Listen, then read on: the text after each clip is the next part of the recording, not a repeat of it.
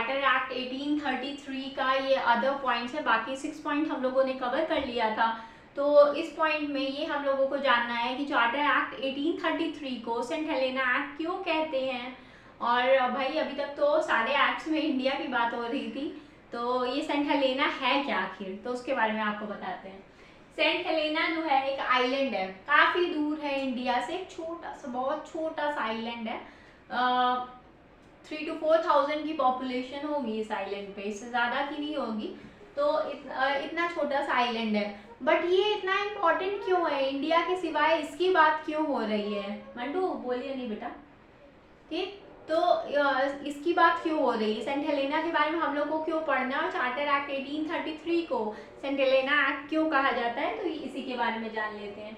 तो जैसे एशिया से यूरोप तक का सफ़र जो होता था वो काफ़ी लंबा होता था, ठीक है। तो बीच में एशिया और यूरोप के बीच में ये आइलैंड पड़ता था, सेंट हेलेना आइलैंड पड़ता था। तो लोग जो शिप लेकर के जाते थे वो यहाँ पे थोड़े टाइम रुकते थे, आराम करते थे, और फिर आगे का सफ़र तय करते थे, इसलिए ये बहुत इंपॉर्टेंट आइलैंड है। फिर इसके बारे में और क्या बात हो गई जो इतना इसको चार्टर एक्ट के 1833 के साथ जोड़ दिया गया, तो वो पढ़ लेते हैं। सेंट हेलेना जो है वो ढूंढा किसने था, डिस्कवर किसने किया था, वो ढूंढा था पोर्टुगीज ने। पोर्टुगीज लोग जो थे उन्होंने ढूंढा था, ठीक है, सेंट हेलेना आइलैंड को। फिर उसके बाद 1659 में ईस्ट इंडिया कंपनी ने पोजीशन ले लिया था इस आइलैंड का, पोर्टुगीज से इसको कैप्चर कर लिया था, ठीक है, अपने अंडर ले लिया था। भाई जैसे इंडिया में इतने सारी जगह हड़पी थी, तो भाई देख रहा था कि यूरोप जाने वाली सारी शिप यहाँ पे रुक रही, तो इसको भी तो हड़पना जरूरी था ना। तो भाई इसको भी ईस्ट इंडिया कंपनी ने 1659 में इसको पोर्टुगीज से कैप्चर कर लिया था। फिर 1673 में डच ने ईस्ट इंडिया कंपनी से इसको अपने पास ले लिया, मगर ज़्यादा महीने तक रख नहीं पाया। विद इन फ्यू मंथ्स ये ईस्ट इंडिया कंपनी ने दोबारा कैप्चर कर लिया सेंट हेलेना आइलैंड, ठीक है।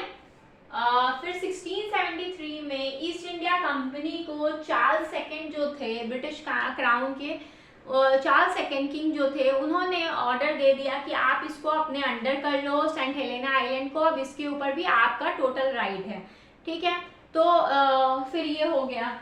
उसके बाद क्या हुआ, जब चार्टर एक्ट आया 1833 में, तो सेंट हेलेना आइलैंड को भी ब्रिटिश क्राउन ने अपने अंदर मर्ज कर लिया। आज तक जितने भी एक्ट आए या जो चीज़ आई, East India Company commercial activities की आई थी, फिर धीमे धीमे कैप्चर करने लगी। फिर जब रेगुलेटिंग एक्ट 1773 आया, उसके बाद से सब धीमे धीमे, देखिए धीमे धीमे, जैसे ईस्ट इंडिया कंपनी ने यहाँ पे आई थी ट्रेड करने ब्रिटिश क्राउन से, मतलब इजाज़त मांग करके, फिर इंडिया में मुगल एम्परर से इजाज़त मांग के कि मैं यहाँ पे ट्रेड करने आया हूँ, मुझे थोड़ा सा वो दे दो। तो हम लोगों की हिंदुस्तान का वो है कि भाई मेहमान नवाजी करते हैं लोग, मेहमान को ज़्यादा इज्जत देते हैं, तो भाई ये चीज़ हुई, उनको दिया गया, और फिर धीमे धीमे उन्होंने अपने पंख फैलाने शुरू किए, और फिर ज़्यादा से ज़्यादा एरिया कैप्चर कर लिया।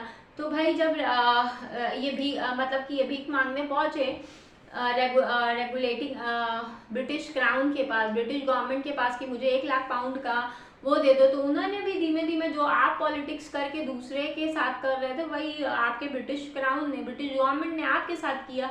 आपका लेकर के पहले रेगुलेटिंग एक्ट लाया, 1773 लाया कि भाई मैं रिवाइव करूँगा कंपनी को। फिर एक्ट ऑफ सेटलमेंट 1781 आया, फिर पिट्स इंडिया एक्ट आया, फिर उसके बाद चार्टर एक्ट आया 1813, फिर 1833 आया।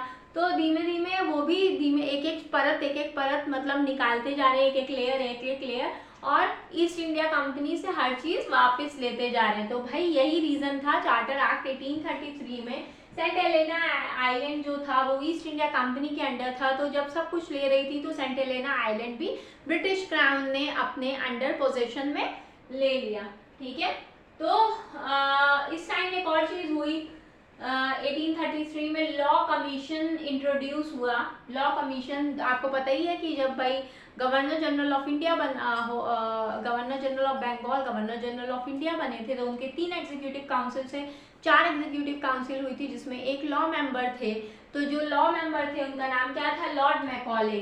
तो जब ये लॉ कमीशन बना 1833 में, तो उसके चेयरमैन भी कौन बने? लॉर्ड मैकॉले बने उसके चेयरमैन। तो इस कमीशन का काम क्या था? इस कमीशन का काम क्या था भाई? इस कमीशन का काम था कि भाई इंडियन लॉज को कोडिफाई करना, ठीक है, क्योंकि भाई ज़्यादा से ज़्यादा अब मोनोपोली हट गई है, काफ़ी सारे कंपनीज इंडिया आ रही हैं, ब्रिटिश की यूरोपियन कंट्रीज़ की कंपनीज इंडिया आ रही हैं ट्रेड करने के लिए, और ये क्रिश्चियन मिशनरीज आ रहे हैं इंडिया। ब्रिटिशर्स काफ़ी, मतलब अंग्रेज जितने हैं वो इंडिया आ रहे हैं रहने के लिए।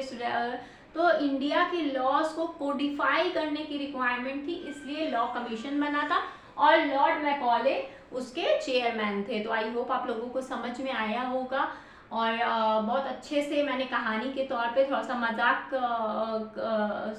करके, थोड़ा सा ऐसे सीरियस हो करके आप लोग को समझाने की कोशिश की। आई होप आप लोगों को समझ में आया होगा।